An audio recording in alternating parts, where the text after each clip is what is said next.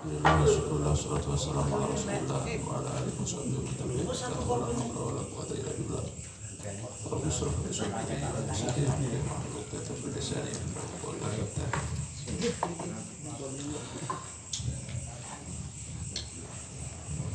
Ila hadratin Nabi Mustafa Muhammad sallallahu alaihi wasallam.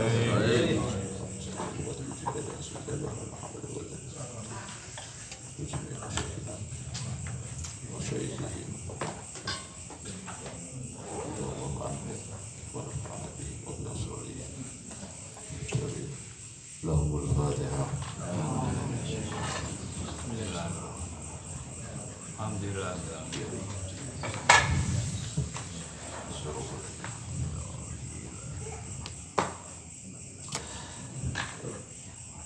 Bismillahirrahmanirrahim. Niki dugi masail masjid ya. Nggih. Terus telat. Niki semenggriya sak menika kanten kula. Terus kita adik-adik terus ngaji sedaya kula. Adik-adik kula tasik dateng Malang, dateng Lapalet mengko ibu kandunganipun ingkang diparingi sehat. Amin. Amin. Kula niku sedina ngaji kitab kuwatah. Amargi kedah malih ujian, kedah malih kan haflah terus kitab-kitab sing harus 1 tahun khatam kita khatam. Ke tanggal 1 Benjing niki ujian, sadèrèng ujian kedah pun khatam. Kayak wingi pun ditilar teng RS Ananda Serengat niku gangsal dinten boten enten sing ngaos. Amargi sedaya didamel napa istiqosahan niku. Terus mboten wonten perkembangan boten Lapalet. Ben niki mungkin bar niki kula meluncur teng Malang. Kaya wong acarane padet. Benjing siang langsung ke malih dan teng Malang malih.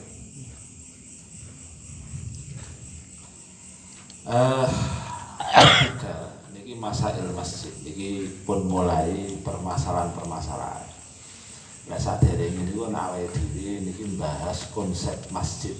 Masjid itu masjid dan wakaf ya. Jadi masjid itu seperti apa, wakaf seperti apa, syarat rukunnya seperti apa, pernak-pernik yang ada di dalamnya seperti apa. Ini sadèrèngé. Lah saniki membahas masalah-masalah yang biasanya terjadi di masjid.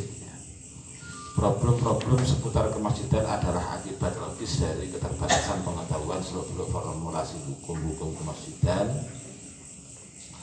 Di samping laju perkembangan teknologi yang semakin pesat memunculkan kasus baru yang belum pernah disinggung di dalam kitab-kitab klasik. Oleh karena itu perlu adanya jawaban yang solutif dan sesuai dengan rumusan ulama-ulama 4 mazhab dengan koridornya masing-masing, sehingga penulis menganggap penting mengangkat problem-problem kemasjidan yang sering terjadi beserta jawabannya berikut kami paparkan. Yang pertama, masalah ngecas HP di masjid. Jadi ini soal-soal yang biasa tenun bahasnya ini. Bagaimana hukum memanfaatkan aliran listrik masjid untuk mengecas HP pribadi? Jawaban tidak diperbolehkan kecuali pihak yang mengecas telah mendapatkan izin dari pengurus masjid atau ada kebiasaan yang berlaku tanpa adanya pengingkaran, dalam kurung al-muqtaridul urfi. Itu kuali maksudnya al-urfu al-muqtarid. Dan ia berkewajiban mengisi kota amal seukuran. Nah, ini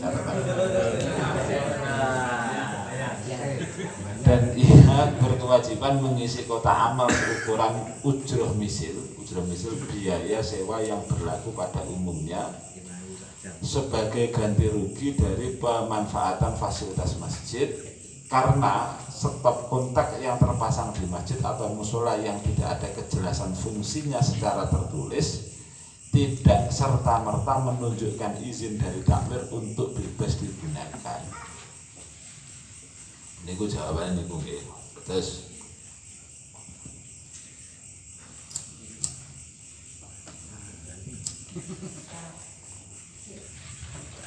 Biasanya ngecak ya.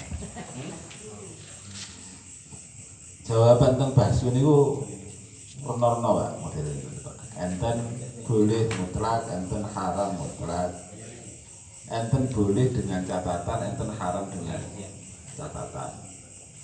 Biasanya niki lek dilekasi haram atau tidak boleh dengan catatan, itu biasanya niki tinggi ngati-ngati didhisikne ora oleh. Biasanya ngoten niku. Persis dalam kasus niki. Napa kok ngoten? Soalnya syarat diperbolehkan ngecas HP itu pertama ada izin, kedua ada urful mutarrid, ada kebiasaan yang berlaku. Lah izin niku nggak oleh dengan dugaan nek bondo masjid. Nomor kali urful mutarrid niku sulit didamel. Kebiasaan yang berlaku niku sulit. Kebiasaan yang berlaku niku urful mutarrid niku al urfu pengadatan niku secara fikih niku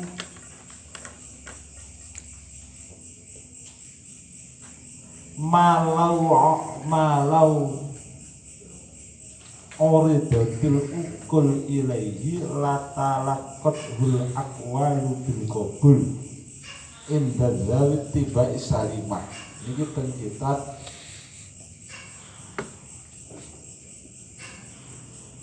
Asbah wa Nadhair. Pengadatan itu secara syariat itu adalah sesuatu kebiasaan yang ketika itu disodorkan kepada orang-orang yang mempunyai pikiran yang selamat, niscaya mereka akan mengatakan, oh iya ini pengadatan. Jadi tidak ruwetnya nih. Kebiasaan atau pengadatan itu adalah perilaku yang ketika ditanyakan kepada orang-orang yang dari tiba asalimah mempunyai pemikiran yang selamat, maka mereka akan mengatakan, oh iya ini adalah kebiasaan. Nopo kok nggak dicantol nih, ditanyakan kepada orang-orang yang mempunyai pemikiran yang selamat, karena pengadatan itu di setiap perihal atau perilaku yang berbeda ini mempunyai ketetapan yang berbeda. Contohnya ini jenengan ora iso muni ora niki. Contohnya misalnya orang untuk kemudian dia itu ahli sebagai tukang masak, ini tidak bisa menjadi status ahli ketika mek iso masak pisan. Saged dipahami lho. Kudu berulang kali sampai kalau wah jan. Masuk. Nah, ngaten. Dan ini kata kaya pedah motor diarani tinggen tenan niku ora kok pokok iso nyengklak budal rong dina langsung tinggen, mboten mungkin. Butuh jam terbang yang tinggi. Umumnya ngeten iki. Nging enten sing mboten ngeten. Contone napa? Kaya enek wong nyolong ping pisan ya. Niku kancane nek ngarane tukang nyolong. Padahal jeneng pisan niku. Lek teng fikih niku contone kal abdi al abid. Zaman biyen itu contohnya. Kaya budak sing minggat. Kok budak niku minggat ping pisan niku wong-wong Arab lek ngarani tukang minggat. Persis kula bayangne bojo tukaran mari ngono purik. Nggih ta? Niku ora perlu ping pindho. Purian. Ah niki. Golek gelar gampang wis elek. Artosipun dos pundi? Pengadatan itu perlu orang-orang hebat yang meng-ACC, oh iya ini sudah menjadi pengadakan atau belum, karena berbeda-beda di dalam perbedaan perilaku, perbedaan konsekuensi, perbedaan hal-hal. Lah, teng kitab niku Zawit tiba asalimah niku lan jenengan persani contone niku Kasyafi'i wal Maliki wal Hanafi niku orang-orang yang Zawit tiba asalimah. Jadi dalam kitab niku orang-orang yang boleh untuk kemudian mengatakan wah ini sudah menjadi pengadadan, itu sanes wong umum. Tapi kelas kudu koyo Imam Syafi'i. Kenapa? Karena orang-orang ini yang kemudian bisa membedakan antara kebenaran karo keinginan.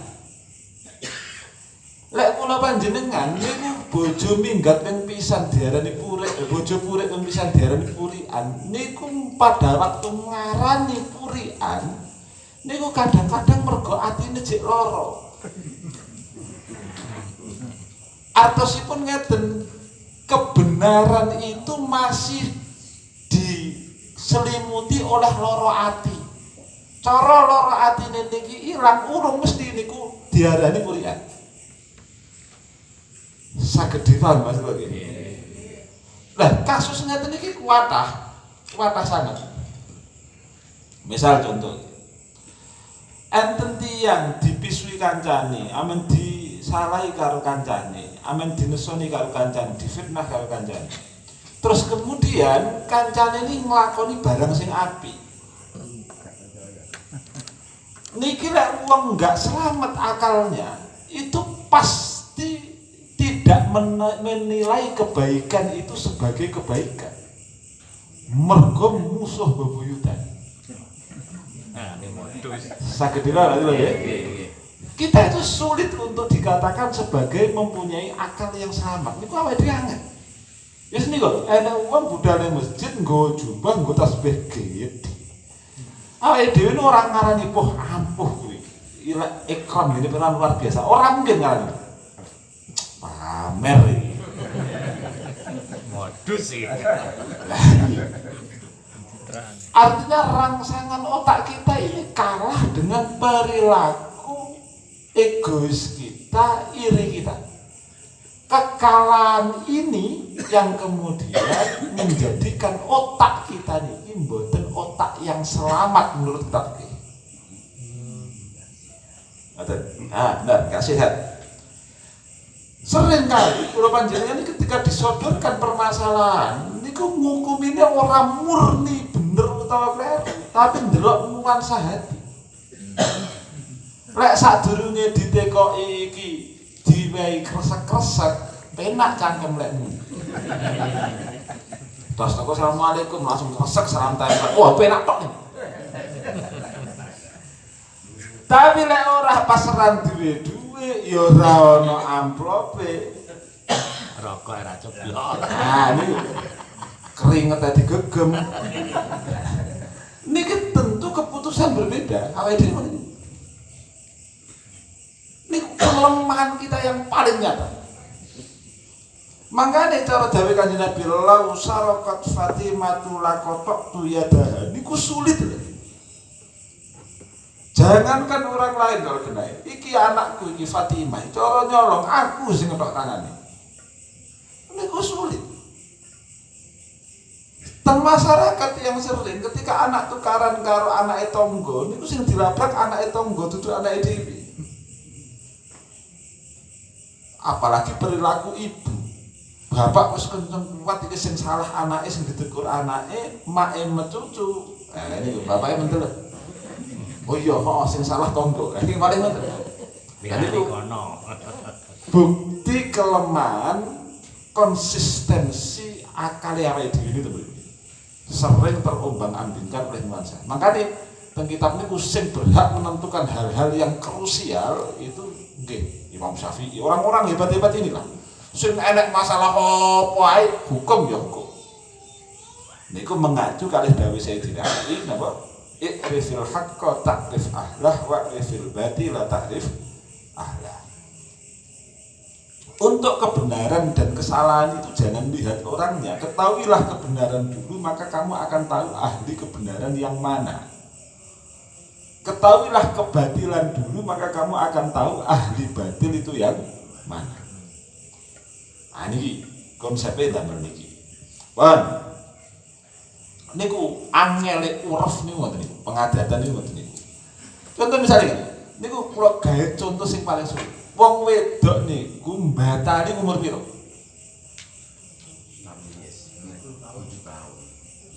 7 tahun niku formulasine Imam Syafi'i. Anjen niku formulasi Imam. Tapi lek ndelok tingali konsepe, kapan wong wedok niku mbatali?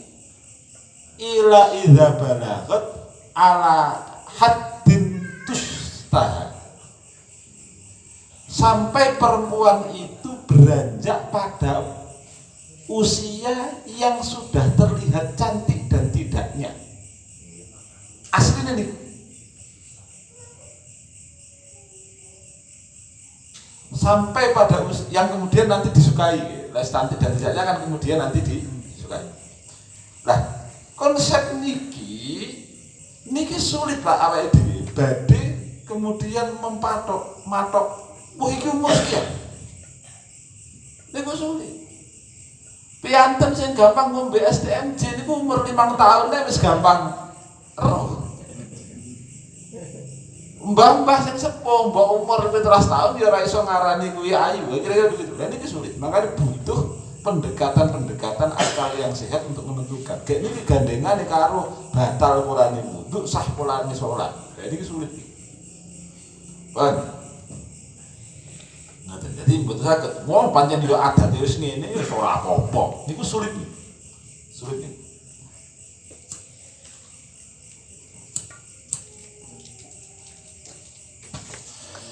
Niki referensinya saking kitab Risalatul Amajid.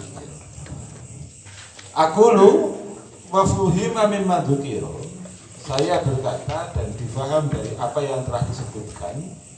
Naklu nahwil mukabbiri naklu nahwil mukabbiri lisauti, memindah semisal pengeras suara, mukabbir lisauti pengeras suara, dil masjidi pengeras suaranya masjid, wastimaluhu li ghairi dzalikal masjid, dan memakai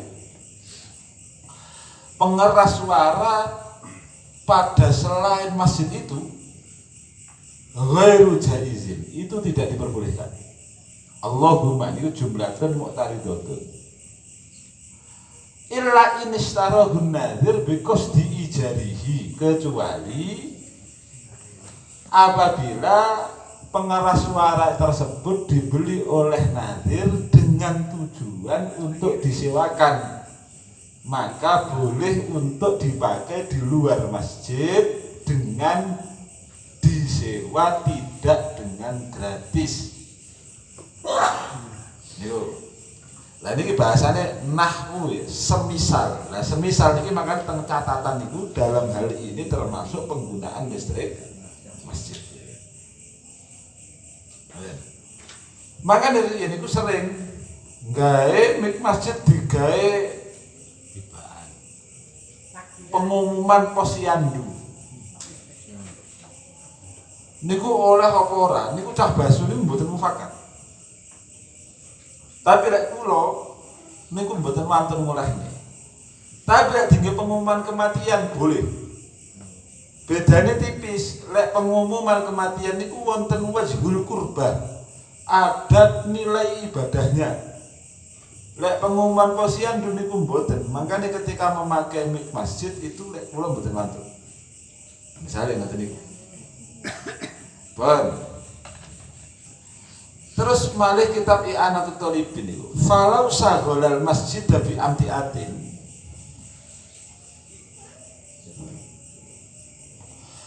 Ketika area masjid itu tersibukkan dengan harta benda, maksudnya tersibukkan itu di barang ngoten nggih. Wajibatil ujroh lahu, maka wajib membayar ganti rugi kepada masjid. fatusrofu lima solihihi, dan uang itu nanti dialokasikan untuk kemaslahatan masjid alal aujahi menurut qaul yang kuat. Qauluhu wajibatil ujrah lahu ailil masjid, ya, wajib membayar ganti rugi ke masjid li annahu yamliku, karena masjid itu bisa memiliki. Wa qauluhu wa fatusrafu li masalihi, yang dimaksud harus dialokasikan ke kemaslahatan masjid. Hadza makna wujubil ujrah lahu, ini yang membuktikan kewajiban membayar ganti rugi. Wah, mungkin. Terus bareng ngoten ngandhape malih. Ngandhape kok sik. Oh, sik. Berarti enggak. Isghalul buqah, ya, isghalul masjid bil amtiah niku wajib ongkos. Niki berlaku untuk mboten masjid tok sebenarnya.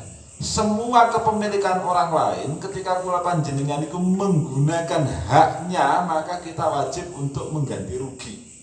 Misalnya jenengan numpak truk atau numpak bis karo kondekture enggak ditarik, niku ora kok gratis, iku apa iku jenenge fadl kok ngene Allah Subhanahu wa taala, mboten niku tetep wajib bayar.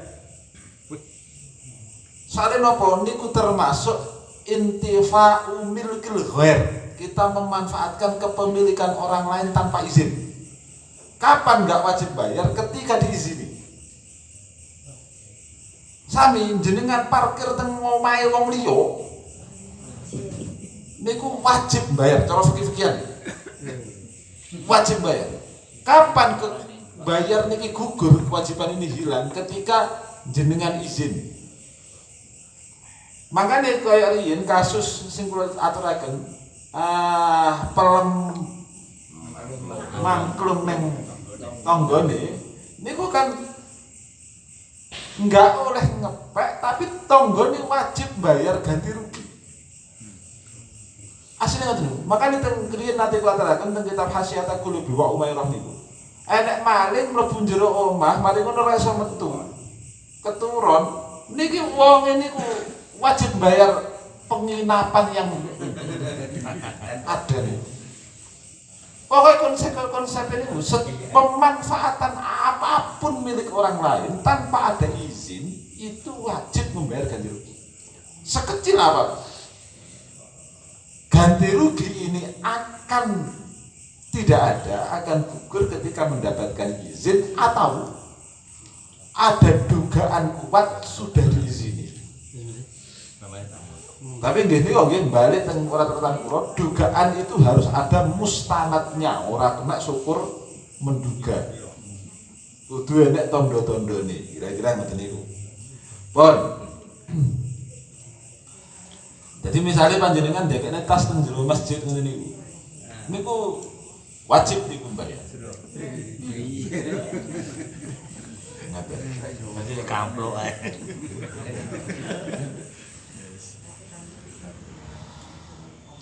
Saniki anah malih.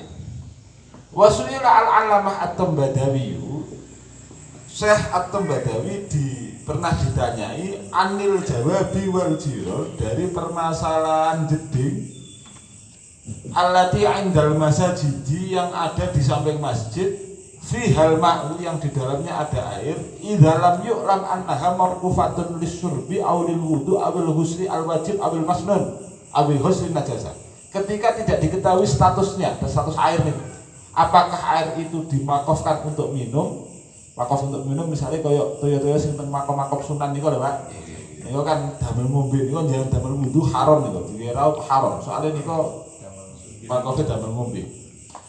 Aulil wudu, atau diwakafkan hanya untuk wudu, atau untuk mandi yang wajib saja, atau untuk mandi yang sunnah, atau untuk menghilangkan najis, tidak diketahui untuk apa.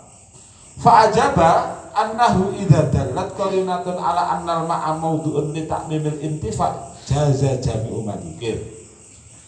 Al-Allamah At-Tambadawi memberikan jawaban bahwasanya ketika ada tanda-tanda yang menunjukkan bahwa sesungguhnya air itu sing boten jelas niku wau, itu memang diperuntukkan untuk umumnya mengambil manfaat, maka diperbolehkan Maksudnya ya wong-wong niku ya enek sing gawe adus, ya enek sing gawe ngombe ya wis terjadi umumnya pancen ngoten niku. Maka boleh untuk kita moro-moro melu ngombe atau melu menggunakan walaupun kita sebenarnya tidak tahu statusnya itu apakah wakaf atau tidak. Minas surbi wa ghusl najasa wa ghusl wa ghiriha.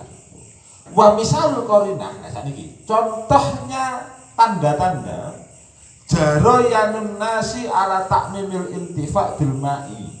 Sudah umumnya manusia di daerah setempat untuk menggunakan air tersebut secara umum min ghairi nakirin min faqihin, tanpa ada kiai yang mengingkari. Syaratnya kudu kiai. Lek mboten kiai, soalnya mboten kiai kan yo gak ngerti hukum sebenarnya bagaimana. Idz zahiru min adamin nakir annahum aqdamu ala ta'mimil intifa' bil ma', karena zahirnya yang nampak, maksudnya idz zahiru karena yang nampak ketika tidak ada yang mengingkari annahum aqdamu ala ta'mimil intifa' bil ghusli wal wudu'i, mereka melakukan pengambilan air itu untuk kemudian dijadikan mandi, minum, wudu dan membasuh najis. Famislu hadza iqa'un yuqalu bil jawaz, ini kemudian menjadikan hukum itu sebagai diperbolehkan atau sebagai umum. Saged dipahami kula iki. Kira langsung ngoten iki. Lah, tigang kitab niki damel jawab diladekne siji didamel jawab hukum ngecas HP damel listrik masjid nika wau sing dadine ya ngoten nika wau.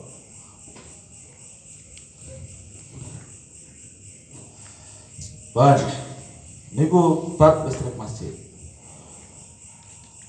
Nomor kali penggunaan air dari masjid untuk pribadi. Pertanyaan, bolehkah mengambil air dari masjid untuk kepentingan pribadi di rumah? Jawaban, tidak diperbolehkan kecuali air tersebut memang disediakan untuk umum atau penggunaan di atas sudah menjadi tradisi. Sami persis jawabannya.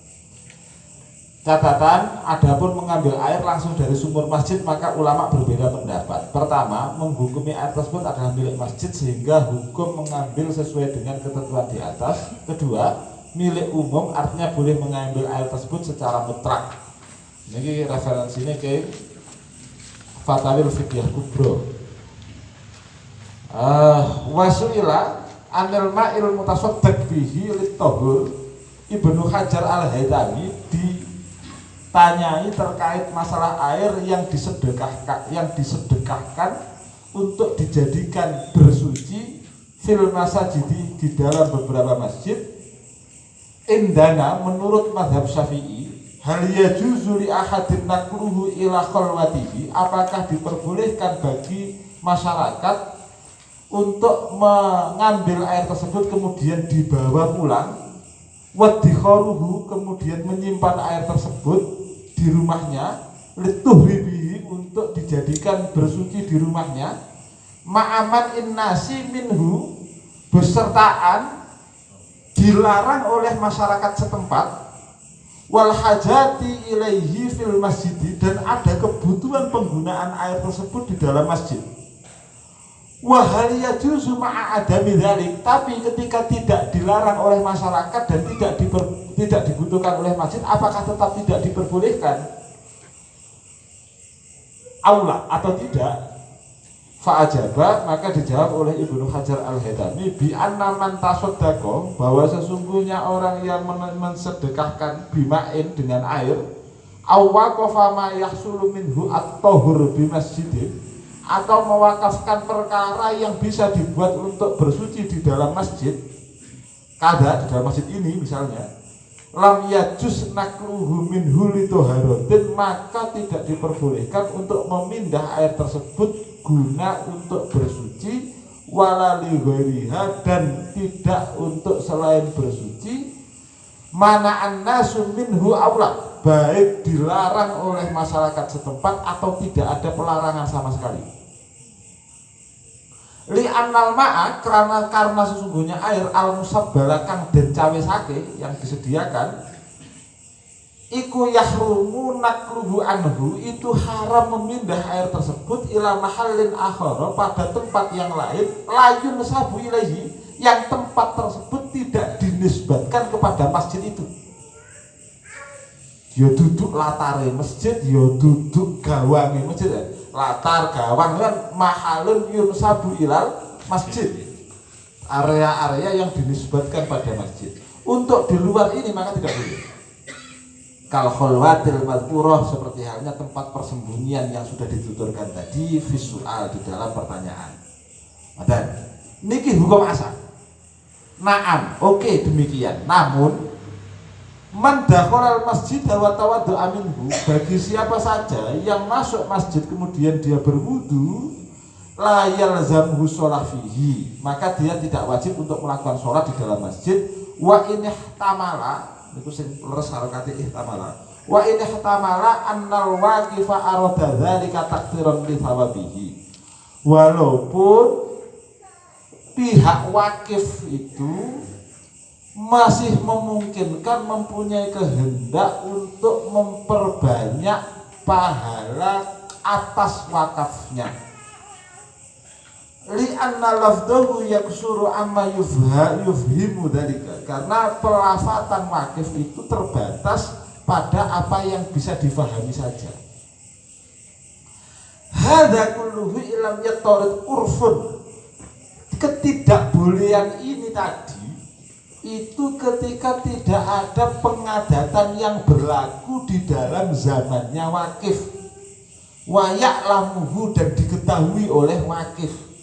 Wa illa lan lamun ora lam yatorid, berarti bi antoroda, ketika ada pengadatan yang berlaku di dalam zamannya wakif dan diketahui oleh wakif, ya nuzzila waqfuhu alaihi li'annahu munazzalatun manzilata syartihi, maka diperbolehkan mengikuti pengadatan tersebut karena pengadatan yang berlaku di dalam zaman wakif dan diketahui oleh wakif itu sama seperti halnya syarat wakif. Oh nggih, intine ngoten niku. Baru ini belajar sekali moco langsung di Indonesia ini, sekali moco langsung di Indonesia ini tuang. Anggite muni ngaten enak muni moco sak langsung di Indonesia terus. Beh niki tahun-tahun kula belajar. Tahun-tahun. Kula niku pertama belajar nggih maca sing enak maknane ngoten niku sampai lancar, niku prosesnya bertahun-tahun. Mari ngoten belajar maca kosongan niku klerak-kleru niku paling angel niki. Niku bertahun-tahun. Lah mungkin lekas rada iso, pun rada iso, tasik belajar step terakhir niku sing paling angel. Riyen kanca kula sing sregep bareng kali kula namine Budal dari Pati. Niku